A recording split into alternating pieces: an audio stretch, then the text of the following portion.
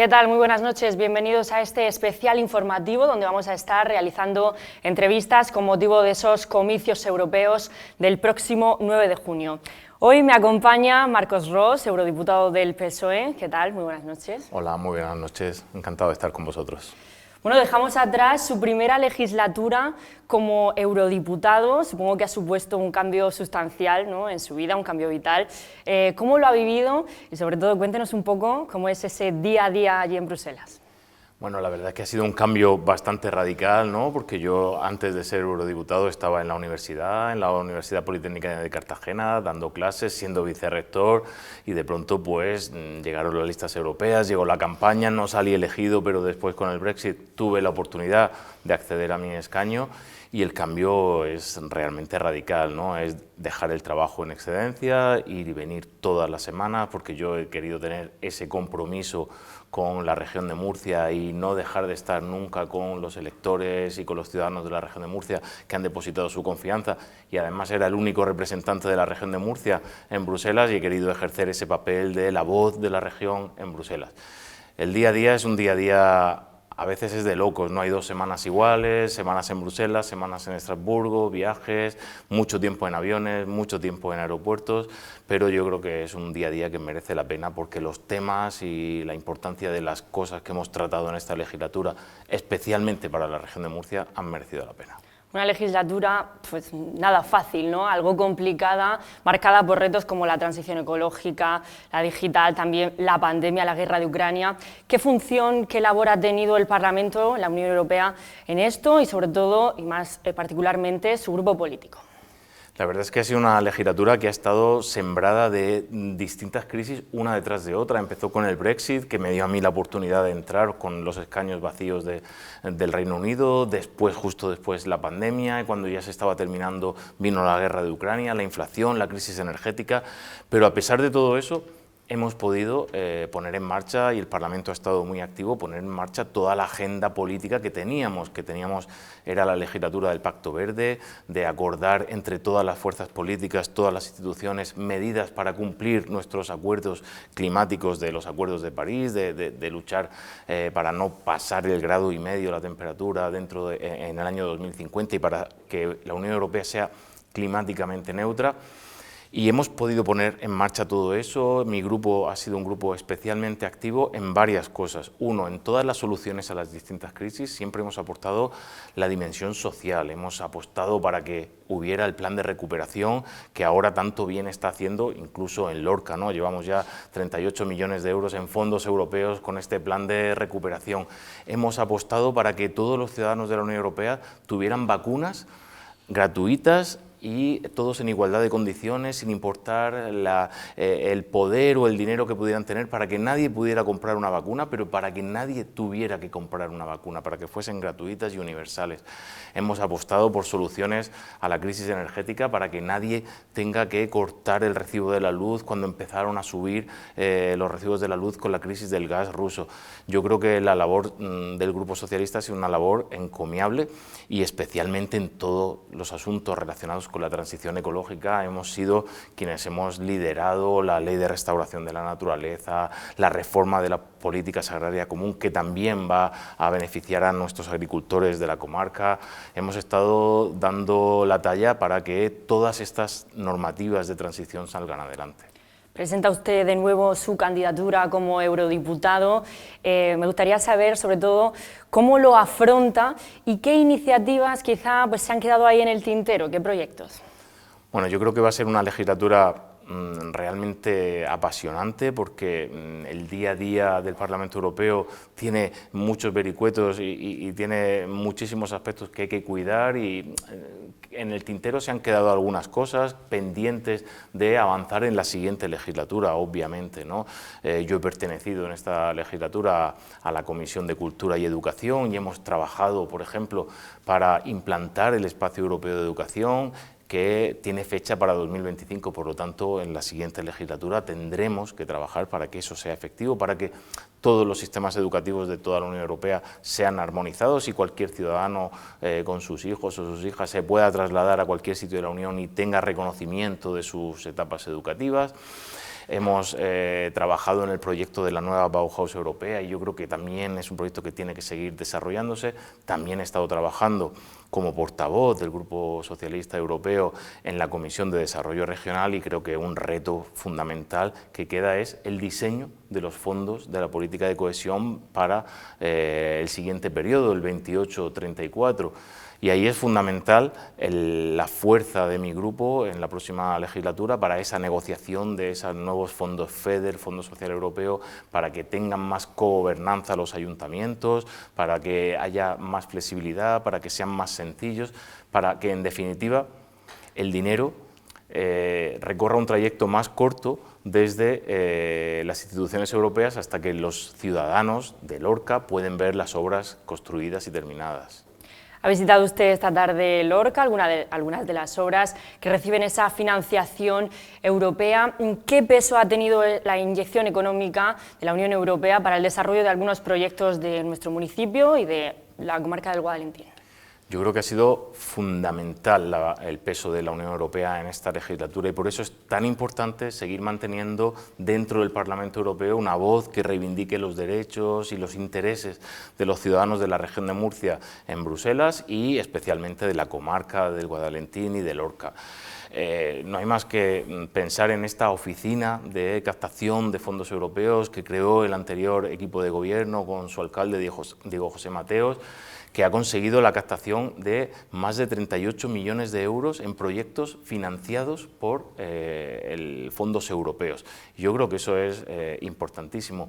Proyectos como la zona de bajas emisiones, que tantas críticas recibió al principio cuando se iba a empezar su desarrollo y que ahora el equipo de gobierno está implantando y ya no escuchamos esas críticas. Proyectos como la reforma de la cárcel vieja, ¿no? Con un proyecto enfocado en la nueva Bauhaus europea, para esa rehabilitación, conversión en centro cultural, eficiencia energética, algunas viviendas también en el barrio que lo circunda, o también, por no hablar solo de fondos Next Generation, pero también de fondos estructurales, de fondos FEDER, la mayor inversión que se ha hecho nunca en el municipio de Lorca, como es todo el corredor mediterráneo y la llegada de la alta velocidad, ¿no? Si no me equivoco, son casi 600 millones de euros que van a ser una realidad dentro de muy poco, que están en marcha todos los 3 tramos y que sin duda es una apuesta del Gobierno de España por inyectar fondos europeos dentro de la comarca y que va a beneficiar a todos los lorquinos.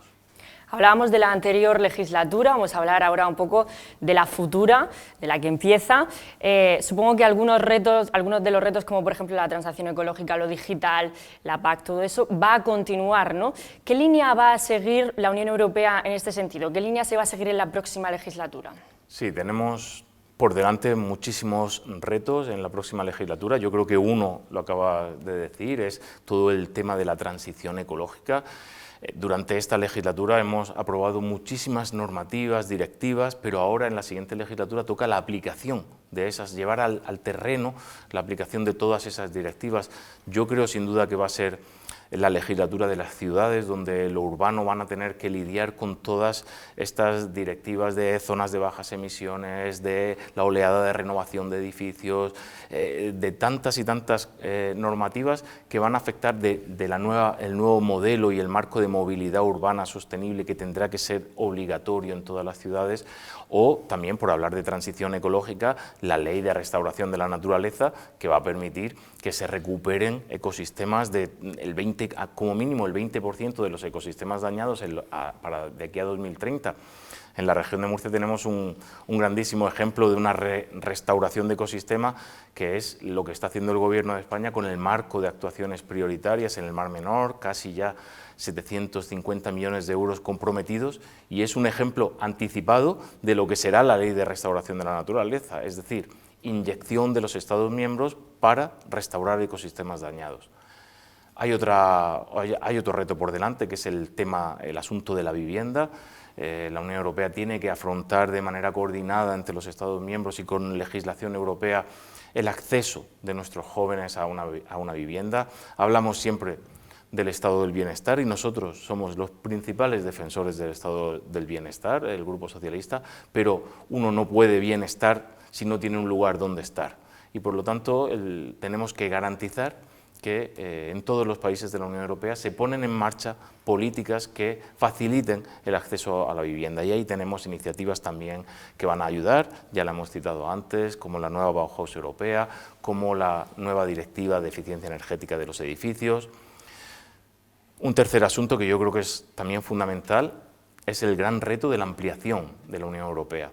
Tenemos 8 países llamando a las puertas, 8 países del este llamando a las puertas de la Unión Europea, algunos con las conversaciones bastante avanzadas, tenemos Ucrania y Moldavia con motivo de la guerra, pero también tenemos otros países que ya venían de antes, Bosnia, Serbia, Albania, Macedonia del Norte, y tenemos que atender a ese proyecto de ampliación, porque más ampliación, más fuertes y más unidos, Europa será más fuerte, pero eso implica cambios en la política agraria común, como decía, o en el reparto de los fondos estructurales. Por lo tanto, va a ser también unos temas en los que la voz de la región de Murcia tiene que estar muy presente para defender que esas ampliaciones beneficien a los que entran, pero también beneficien a los que vamos a compartir con nuevos vecinos.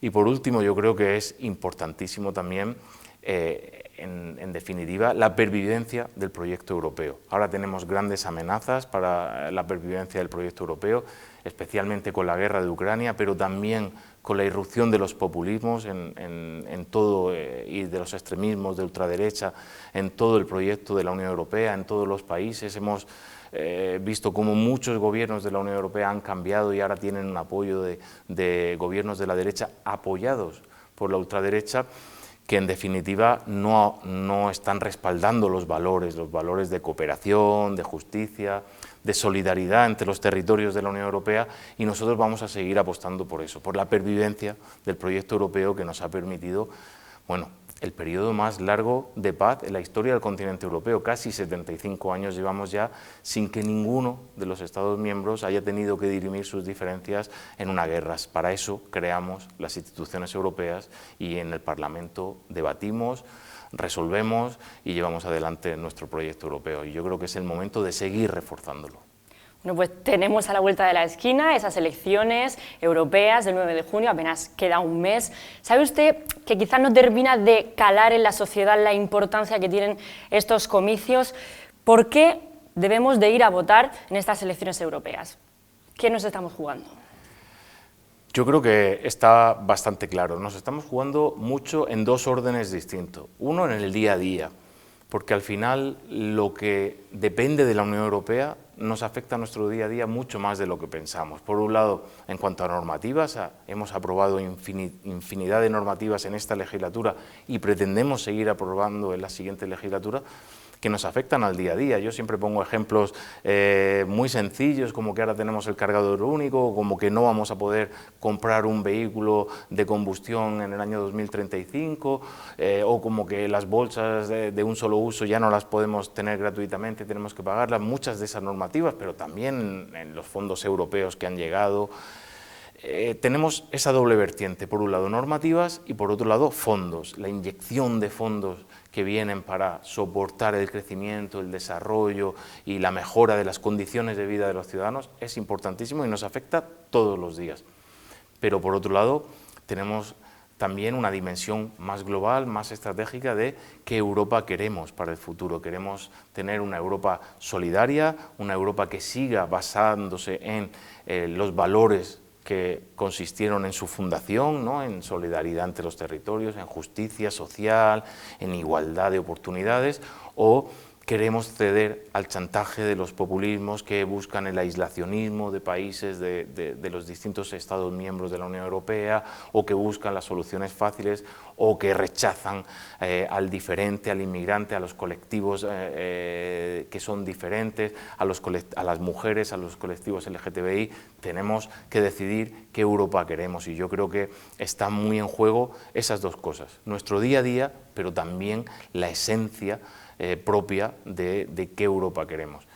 Y por eso es tan importante ir a votar. Ir a votar son 10 minutos, muchas veces ponemos muchas excusas, que si hace buen día, que si voy a la playa, que si tengo una comunión, pero al final esos 10 minutos pueden condicionar mucho la vida de los próximos 5 años. Y hay una campaña oficial de la Unión Europea que dice: si tú no votas, otros lo harán por ti. Y yo creo que eso es fundamental.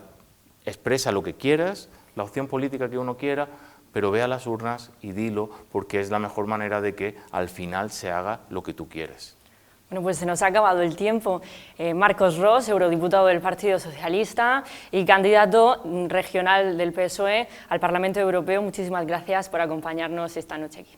Gracias a vosotros, ha sido un placer. Y a ustedes también muchísimas gracias, como siempre, por confiar en nosotros y por seguir aquí en Comarcal Televisión, donde estaremos haciendo, como saben, entrevistas de cara a esos comicios europeos. Que descansen. Buenas noches.